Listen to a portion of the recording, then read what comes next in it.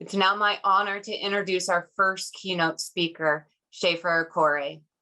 Shaeffer is both a goal maker, like we've been talking about, and a goalkeeper. She is part of the Bill and Melinda Gates Foundation Goalkeeper Advisory Board and a director of policy and advocacy for the organization called Women Political Leaders, which is a global network of over 9,000 female political leaders. I'm not going to read her full bio because in Whova, you should be able to click on her bio and see her full background, which is extensive. But I wanted to highlight just a few things. That Shafer is a feminist and senior policy advisor to numerous organizations. She's an overall rock star in global development, if you've ever met her. And she's recognized as one of the most influential young Africans and Kenyans in the category of governance and law. We are so honored to have you here with us today, Shafer. I'd like to welcome you to the virtual floor for your remarks. Thank you so much. I think every time I'm introduced, I'm always wondering who is that person you're talking about. But thank you, Kristen. And thank you so very much to Global Washington for having me.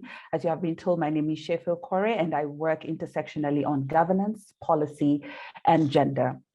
4 years ago, in the chilly month of September, I found myself in New York at the second Goalkeepers event, surrounded by luminary individuals from all over the world. When I say found myself, what I mean is that my story to goalkeepers began long before this moment. I had been working tirelessly in pursuit of an alternative narrative of what women's leadership should be, and had been honored to speak about this work at various events across the world. One of these events had happened earlier in that same year, where I got to meet one of my closest friends, Alice McDonald, whom I built a rooted friendship that led me to Goalkeepers. Well, at the Goalkeepers event itself, I got to meet another phenomenal woman, Blessing Omaku, a formidable woman whose work as a gender evangelist tied seamlessly into mine and led to a blooming friendship. I also met Alex Reed, a woman whose ability to lead with her heart, even when the world said otherwise, enriched the way I did my own work. You see, my story is like all other great women's stories. It's filled and driven by communities of diverse, courageous titans, or what I call my legion of 10,000, who are women who have built what has now become the person I am today. I am a direct product of a community, and this is exactly why Goalkeepers in itself is an important entity. Goalkeepers' biggest lesson is that we have to go beyond the goals and find the people. We must go beyond the numbers and the statistics of poverty, hunger, gender equity, etc., and find the people who are not represented or seen, because there are human beings behind the work to achieve the global goals. Human beings are the reason we are working towards the goals and why the goals are necessary in the first place. And there are, unfortunately, human beings who also work just as hard and just as long to impede the achievements of these very goals that are a massive step to the dignity of billions of people. Once we start to understand that this is less about institutions, it's less about non-governmental organizations, it's less about governments, it's less about politicians and philanthropies, and much more, if not even more, about people, many other things will become much clearer when we start to speak about the global goals. You see, Goalkeepers is deeply rooted in moving the real stories of people to the forefront and making sure that the people themselves are telling their own stories. People must tell their own stories. I repeat this. Without them, we would not know what it means to live in a world where dignity is lacking, injustice is thriving, inequalities makes its own way and lives amongst the people. This is why ensuring that people who live without dignity tell us what it actually means when the impact and the slow and uncertain steps towards the goals are being taken. You see, the difference between the hungry and the fed, the unhoused and those with comfortable homes, the unemployed and those working and living their passions, those with privilege, those without, those who matter and those who matter not, is a host of difficult and layered circumstances that none of us has much control over. The goals, alongside many other initiatives from the political to the socio-cultural and the economic, are thus a key part in equalizing these massive injustices and inequalities at an international scale. It is these particular injustices and inequalities that limit women's voices in leadership and reduce their inclusion at the international scale, which means that women are still lacking and that the world continues to drag its feet in becoming truly representative. This lack of true and significant representation is what my current work as the Policy and Advocacy Director at Women Political Leaders entails. As someone who has been building communities around women and their leadership in various capacities for over a decade, be it in governance, in politics, in activism, in feminism, menstrual dignity rights, reproductive health rights, and gender policy, I understand the significant role that a community plays in a successful outcome. A community allows for those who've chosen to lead a place of rest, rejuvenation, and restoration. A community challenges what isn't working and reimagines new ways of moving the work forward. A community holds the sacred practice of hope and keeps going even when the tunnel hasn't presented itself for the light to be seen. A community is what lies behind each of us, whose work is anchored in making the world a little less dark, just, or unequal.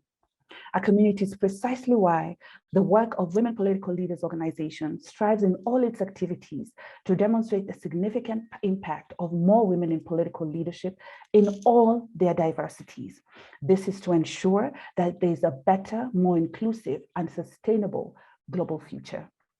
In order to advance the impact of women, Women Political Leaders organization acknowledges that women need layered support because the barriers against their leadership is equally layered and complex. It is why the work of Women Political Leaders is focused on building communication and visibility of women, connection and networks of women, and communities of solidarity around women. It is clear that the goals are necessary, urgent, and if not anything, crucial. And because of this, we need to work to make them a reality. We can do this by making sure that we work faster, harder, and put more money into all the labor that's advancing progress, starting from the global margins, by actively including minorities and the marginalized. We should also identify and push against everything and anyone that sets up itself against the achievements of the global goals. Another key way that we should and we must remind ourselves is the only way of achieving the global goals is again knowing that it is only through the people doing the work, the invisible people, the ones we don't know their names, the ones who constantly live in the world that is growing deeply unjust. It is through energizing the community who are invested in the achievement of the goals as an outcome and ensuring their stories are core, part and parcel of this process at all levels that moves us closer to achieving the goals. Each narrative must therefore find its place. Each person must do their part. Each institution or organization or government must commit to action. The power of the collective has always been strong, and while as a world we have long been infatuated with the stories of individual heroes, it is becoming much more evident, particularly now with the ongoing pandemic, that behind every successful revolutionary or progressive person or progressive strategies is the courage and care of a relentless community, eternally committed to and ready to give everything for radical, mutual, beneficial change. In other words, we need to realize that talking alone is not enough. This must be the time for amplified action. We need to stop wondering aloud about the potential of women to lead, which is laughable when we consider that women have led everywhere from households to the community to massive grassroots movements. Women strategize and sacrifice themselves for independence of nations and have pioneered everywhere, from kindergartens to PhD programs, from political parties to parliaments, across all industries and private sectors, all in the ways to see that societies are moving forward. You see, women are already leading. We therefore need to stop putting obstacles in their way. Let us just let women lead. and furthermore, take away the obstacles they face from sexism, racism, classism, and other varied oppressions. Let us just let the women lead. When I started, I mentioned very briefly how my story is the story of many other women, most of whom I didn't mention, but they remind us that the world is and has always been a diverse community. The knowledge about these diversities is growing, and we must see the pushback against this as an enemy of progress. The global goals at their best embody diversity in issues, reminding us that we are all made up of other people's stories. So for the next 2 days of this critical, crucial conference, I hope that we get to connect the dots and realize that we must move and create room for bodies with different abilities, for bodies with different races, geographies, orientations, genders, identities, classes, and religions. We must demand political will, financial commitments and investments with tangible inclusion that allow for the abundance that women create in society to be able to thrive. The next phase of global work or global goals work must dare to move the needle of progress towards transformative leadership, especially the leadership of women. The leadership that we have seen lurking during COVID-19, the leadership that we have seen that the world is in dire need of and that we are all craving for. It must significantly reduce, the work must significantly reduce inequalities and create space where narratives of invisible people behind the goals exist at the forefront. Thank you once again to Global Washington and to Kristen and her fantastical team for having me and to this conference. I wish you all a wholesome, abundant, and thriving engagement. Thank you all, and over to you, Kristen.